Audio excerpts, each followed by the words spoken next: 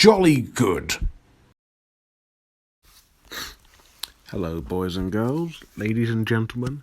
My name is Clayton Zoka, and welcome to another My Thoughts On. Today, I'll be talking about Chronicle.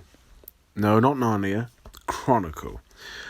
The 2012 sci-fi thriller drama adventure film directed by Josh Trank.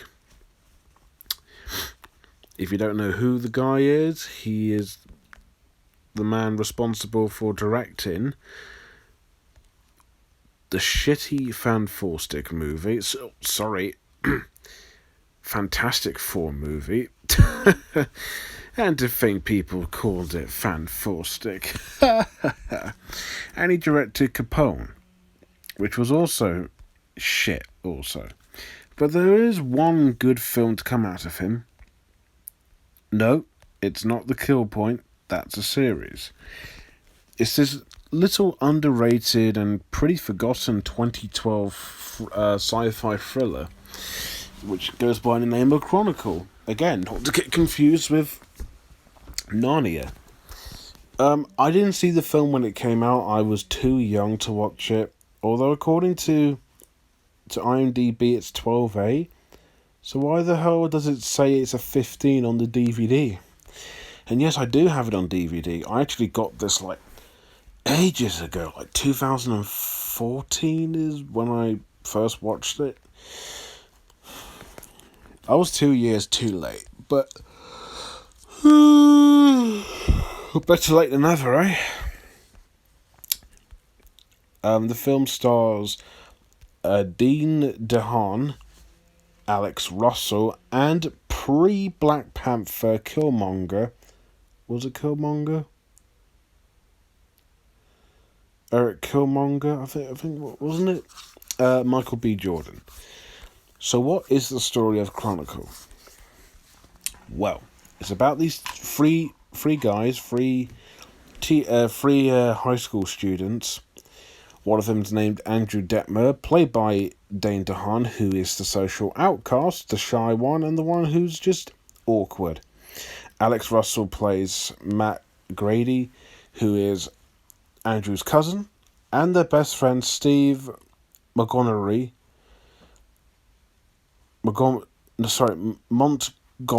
played by Michael B. Jordan.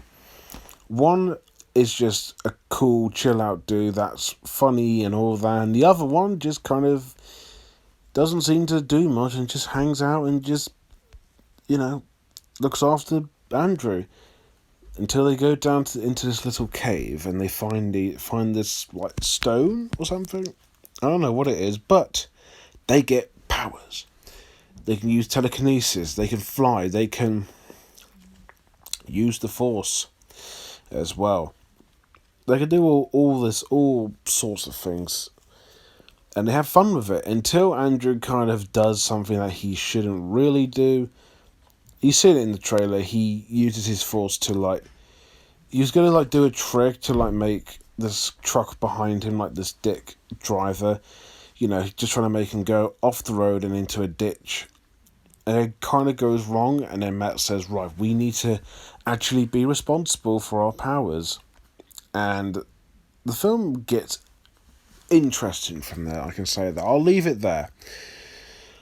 The film's story and concept is fairly simple. Three guys are just living their lives in high school. I don't know if we have high school in the UK, but that's what they're doing. Until these powers came in and they just have fun with it. It doesn't really have much to do with the main story, but it gives it a unique identity.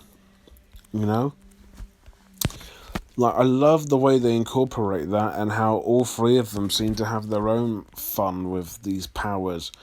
One just kind of does it for shits and giggles. The other one slowly but surely does it for being quite depressing and kind of goes a little rogue with it. And the other one is just using it responsibly.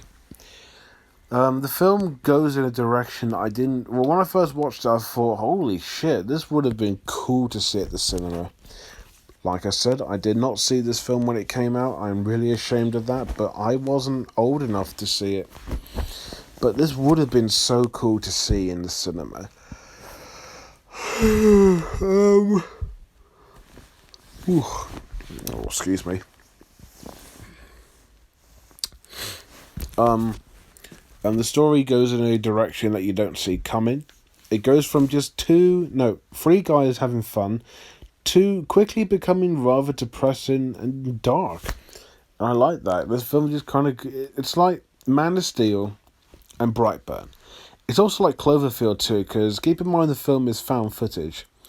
So we follow all these characters within a camera, well, cameras. There's helicopter cameras, police cameras, and then there's the love interest played by Ashley Hinshaw, who has a camera too. So it's like Paranormal Activity, Cloverfield, Wreck. I'm a firm believer that found footage films can work.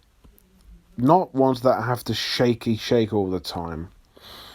And this film does have the typical tropes, like, is that thing on? Or put the camera down, turn it off, or something. Or do you have to keep filming everything? Which I can't complain because it's common sense to say, like, oh, do you really have to put the camera on or anything like that? I don't want... Oh,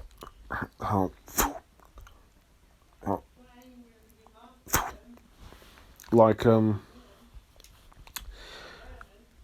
like, it's common sense just to say, like, oh, you shouldn't really put the camera on, or like, hey, can you fucking turn the camera off and all that.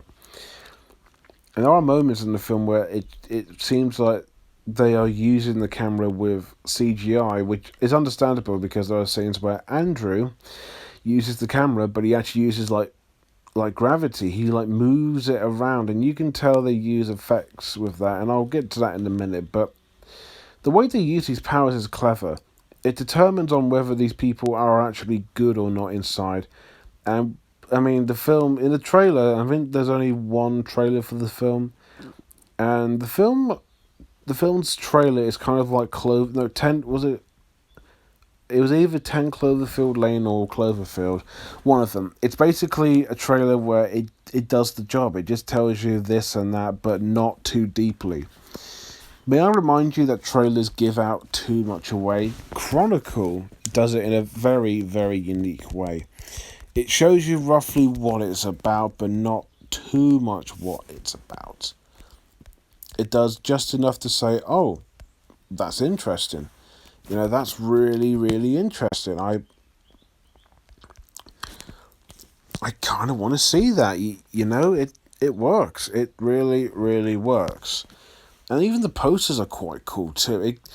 Like when you look at the posters and everything, it kind of seems like a horror film, and this film does get a little bit horror-ish, but not like Saw or Paranormal Activity. It's not gruesome.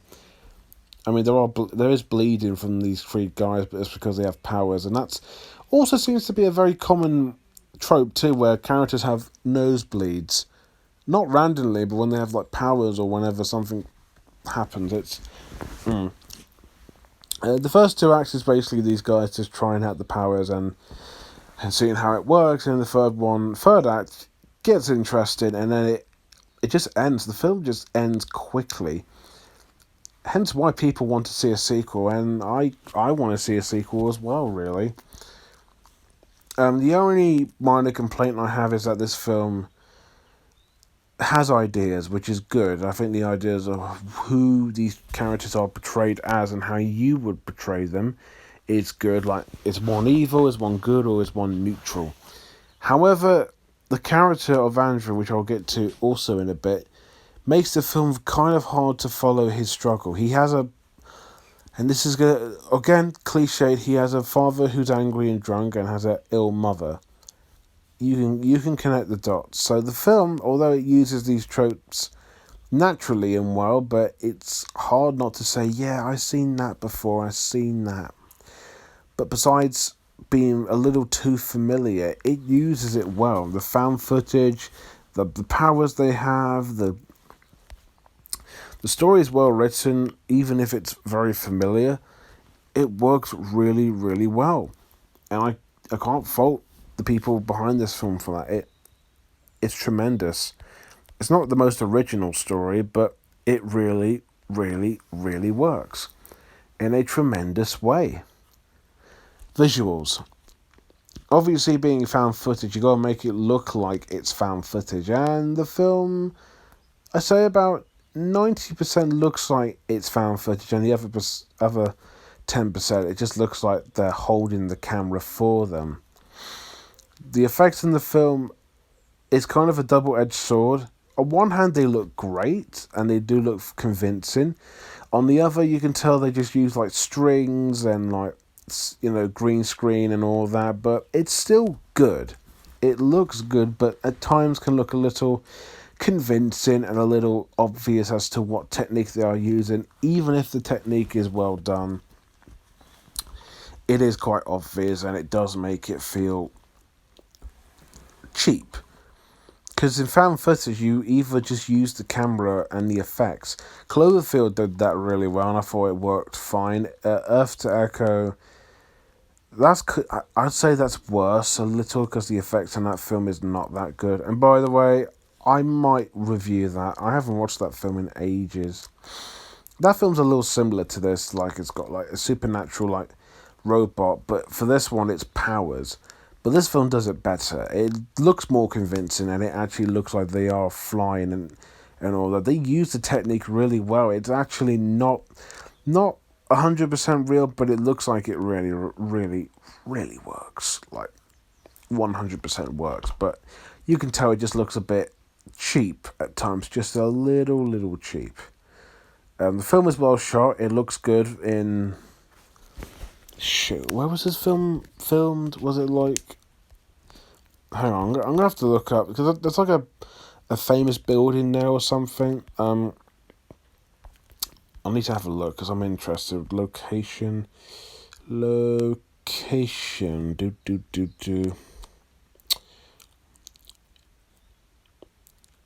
Oh my god, there's like lots of different locations. Washington, British Columbia, Canada. Interesting. It looks like it's in America. I could be wrong on that, but it just kind of looks at you, you know. But besides that, besides just looking a little bit inconvincing, a little bit inconvenient and looks off, the effects is pretty great. It has fun with it, and it's just these three lads just playing with powers with some magical CGI. It's really well done, and it looks nice too. And it gets rather epic, and it plays with found footage in a very unique and great way. Need I say more? Characters and acting. The three main characters are very relatable personalities. Andrew is the shy one. Matt is more... Matt is more like the confident one. And Steve's just kind of like the goofball, kind of like the comic relief, who makes like very stupid jokes. We all have, or at least we know people, whether they are friends or family, like who act like these three. I can relate to all three of them. Especially Andrew, who is the main character, although I think all three of them are, but it's mainly Andrew up until a point. He's a very understandable and also tragic character with his, pissed off father and not very unwell mother, And as the film would go on, he would get more and more interesting and kind of goes from one side to another. Again, won't give too much away, but you do kind of get... If you know where the film's going, you kind of get the idea of what he becomes or what his personality is in the end. Matt, who's just a normal teenage or just high school student kid who's just kind of, teaching Matt,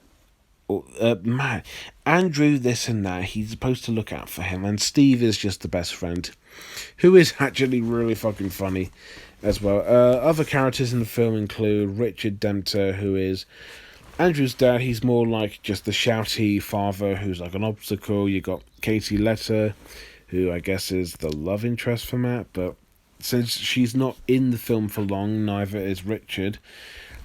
They're not as well fleshed out as as the main three, and even Karen Detmer, Andrew's mother, is just kind of there. But to be fair, she is lovely in her screen presence, and unfortunately, what happens to her is quite sad. And yeah, you can feel sorry for Andrew, kind of. Other characters are either just bullies or just or they're just kind of the. Well, other characters are either police, bullies, school students, and there you go.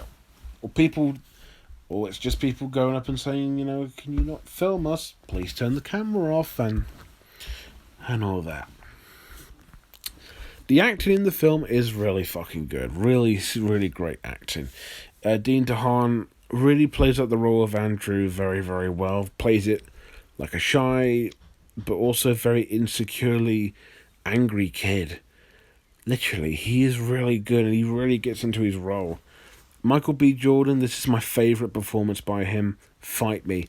I know people praise him in Black Panther. I mean, I really liked him in Black Panther, but his voice performance, his physical performance here really does stand out. It's like the goofball comic relief, but also kind of has a good heart. Alex Russell, who plays Matt, is pretty good as well. He's not the strongest out of the cast. Dean DeHaan, I think, really steals the show, and he's pretty awesome in the film. But Alex Russell's fine, and everyone else does a good job too, especially Michael Kelly, who plays Andrew's dad, and as before, Ashley Hinshaw as Casey. Everyone does a good job. They do exactly what they're supposed to do, but the main three, especially Dean DeHaan, stand out. The characters, or mainly the main three characters, have depth to them. They're likable in terms of high school personality. Some of them are even kind of deep, and they have more than just one good side to them in a way. And the supporting characters are just kind of like obstacles, or like grips for the characters to get used to, or for these characters to talk to or avoid in a way. So I think the main three are actually all great, and some of the other supporting characters do kind of stand out in a way too, with some very good acting, really strong acting. They definitely have something that they're capable of. I don't know if this film has a This film doesn't have a composer, but it does have a lot of songs in it, according to the soundtrack. I mean, there are songs in it, but some of them, like Jessie J's, price tag is not even in the soundtrack, which is strange. But it's the song choices are fit. They fit for a film with teenagers and all that. Not really much I can say about that other than good soundtrack. Why is it that people don't talk about this? Because this is actually better than Brightburn. Brightburn did something a little similar to this film, but just not as good. Not as good. Chronicle, I think, is a underrated, great superhero film. It's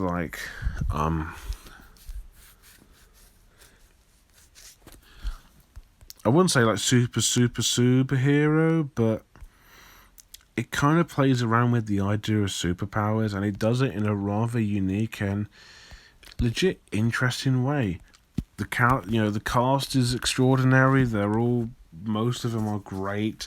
Andrew's probably the biggest standout in terms of characters. Visually, it's well done, and it plays around with found footage and these powers quite well. Story is nothing interesting, obviously, and it doesn't really go anywhere as much, but it plays around with the idea again, but it does it in a very unique, very interesting, and very genuinely fun way, but also has a dark side to it, which I also like as well, which does actually work. The directing's really good, and the found footage stuff actually gives the film a very unique identity, which which I quite like.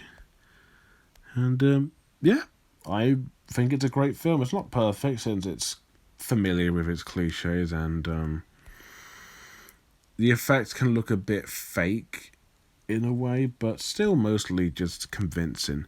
So yeah, I really like this movie. Not amazing, but not a masterpiece either. And yeah, it's great. If you haven't seen it, check it out. I was absolutely speechless by it. Just by how good and how great it is, you know. Do check it out if you like superpower stuff. It's really good fun and unique. They should make a sequel. I don't know how well this film did. I know it got great ratings and all that, but how well did it do at the box office? I wonder. I might look into that. Anyways, the film gets a What should I give the film? I'm trying to think. Bear with me. A 9.5 out of 10. It's not perfect. It's not a masterpiece, but great underrated film. Like, everyone should just go and check it out. It's so good. There you go. Chronicle. Next up, A Monster Calls, which is based on that book, on that novel, and it's directed by the same guy who directed Jurassic World Fallen Kingdom, and I think we know which is the better film. So yeah, if you have seen Chronicle, not Narnia, this Chronicle, what do you think about it? Do you think it's good, bad, decent? Do you want to see it? Let me know below. And as always, thank you guys for watching. Don't forget to like, comment, and most importantly, subscribe. And until next time, what are you truly capable of? Well, just don't use those powers too much. Have fun with it, but don't kill people with it. That'll make you the true monster.